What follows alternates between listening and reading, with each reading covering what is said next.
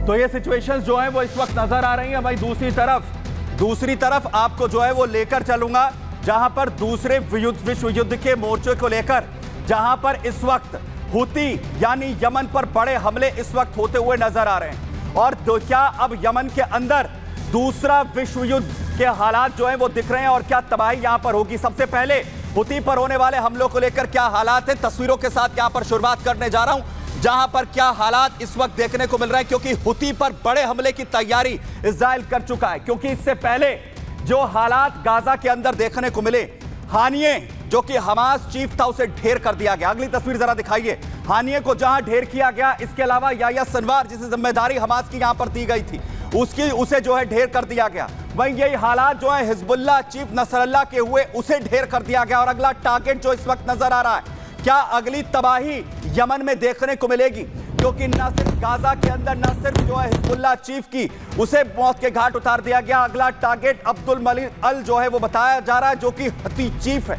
और सबसे बड़ी बात, अगली तस्वीर जो इस वक्त शुरुआत यमन के अंदर हो चुकी है बड़े हमलों की यमन पर। क्योंकि इससे पहले जबरदस्त अटैक जो हैं वो इजराइल की तरफ से किए गए हैं, एक के बाद एक बड़े हमले। और इसके बाद नेतन्याहू चेतावनी देते हुए नजर आ रहे हैं।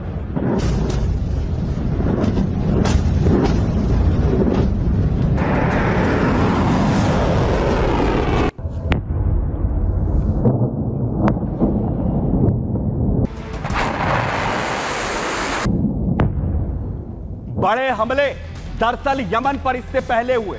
वहीं दूसरी तरफ अब नेतन्याहू ये कह रहे हैं कि जो गलती यहां इससे पहले गाजा ने की, जो इससे पहले गलती हमास ने की, जो इससे पहले गलती हिजबुल्लाह ने की, वो गलती अब यमन ने की है, हुती ने की है। और उसके साथ भी वही होने जा रहा है जो इससे पहले ईरान के इन तमाम प्रॉक्सीज के साथ हुआ। क्या कहा नेतन्याहू ने, जरा सुनिए। जिस तरह हमने ईरान के आतंकी संगठनों के खिलाफ निर्णायक कार्रवाई की, उसी तरह हम हुती विद्रोहियों के खिलाफ भी ऐसा ही करेंगे।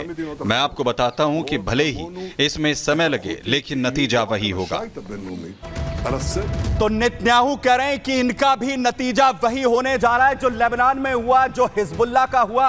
और वहीं दूसरी तरफ न सिर्फ इजराइल, अमेरिका ने भी तैयारी पूरी कर ली है, कमर कस ली है। अब मैदान में जो सेना है वो अमेरिका की भी उतरने वाली है। हुती के खिलाफ अटैक की पूरी तैयारी है निस्ते नाबूद यहां पर करने के लिए। जहां एक तरफ अमेरिका की तैयारी हुती के खिलाफ दिख रही है, वहीं दूसरी तरफ बड़ी खबर आपको बताऊं, हुती इस वक्त बौखलाता हुआ दिख रहा है। हुती विद्रोहियों की तरफ से जो बयान है वो जारी किया गया है। हुती विद्रोही के जनरल की तरफ से बड़ा बयान, अमेरिका और इजराइल को धमका रहा है डरा हुआ हुती। जहां लाल सागर में कब्रगाह बनाने की धमकी दी जा रही है, कब्रगाह बना दी जाएगी लाल सागर में। यह धमकी हुती विद्रोहियों की तरफ से न सिर्फ अमेरिका, इजराइल को ब्रिटेन तक दी जा रही है कि बड़े हमले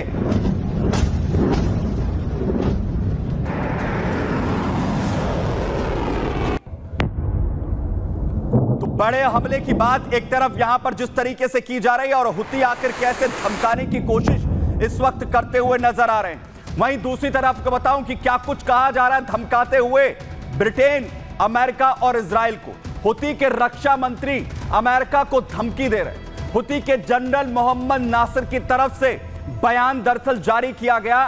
यूएस बेड़े और युद्धपोतों, विमान वाहकों को जो डुबाने की बात हुती विद्रोही कर रहे हैं, वो कह रहे हैं कि लाल सागर और अमेरिकी जहाजों की कब्रगाह बना दी जाएगी। लाल सागर में अमेरिकी जहाजों की कब्रगाह बनेगी।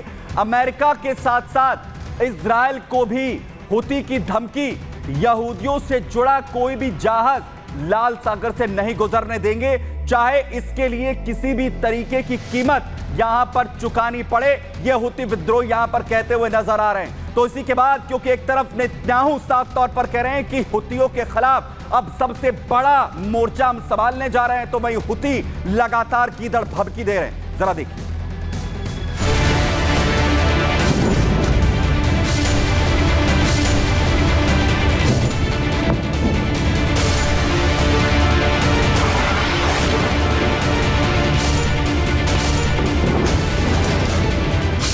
क्या यमन में अब महा तबाही आने वाली है?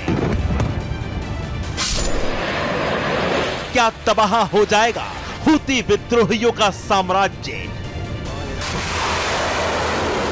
नेतन्याहू क्या अब यमन में विध्वंस मचा देंगे? क्योंकि नेतन्याहू ने खुला ऐलान कर दिया है, जो लेबनान में हिजबुल्लाह का हाल किया, जो गाजा में हमास और हानिये का किया, वो हाल अब यमन का होने वाला है।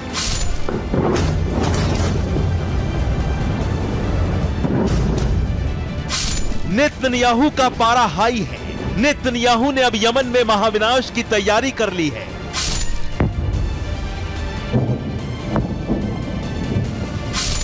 हूती विद्रोहियों ने ईरान के इशारे पर जिस आग में हाथ डाले हैं, अब उस आग से हूती विद्रोही खुद भस्म हो सकते हैं। दरअसल पिछले कुछ दिनों में लगातार इजराइल को निशाना बनाते हुए जो मिसाइल अटैक यमन के हूती विद्रोहियों ने किए, उसके बाद इजराइल को तो खास नुकसान नहीं हुआ, लेकिन यमन पर ताबड़तोड़ हमले कर इजराइल ने हूती विद्रोहियों की कब्र खोद दी।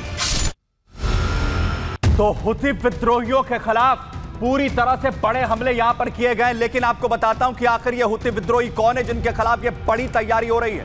हूती विद्रोहियों को ईरान का प्रॉक्सी दरअसल कहा जाता है, जिनके खिलाफ अब ये युद्ध की बात हो रही है। हूती ने मिडल ईस्ट के इलाके में गदर लगातार मचा रखा है। हूती के रेड सी से लेकर इजराइल तक हमले लगातार जारी हैं। इजराइल का आरोप है कि ईरान खुलकर हूती को लगातार मदद करता है। वहीं रेड सी का इलाका दुनिया की लाइफलाइन है, जिस पर यह कब्जे की कोशिश है।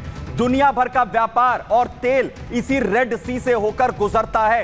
रेड सी से गुजरने वाले जहाजों को हूती लगातार निशाना बनाते हैं। लाल सागर में हूती इंटरनेशनल जहाजों पर बड़े हमले करते हैं, खास तौर पर अमेरिका और उसके सहयोगी देश जिन पर यह अटैक होते हैं। हूती ने रेड सी में यूएस युद्धपोत अब्राहम लिंकन पर भी बड़ा हमला किया था।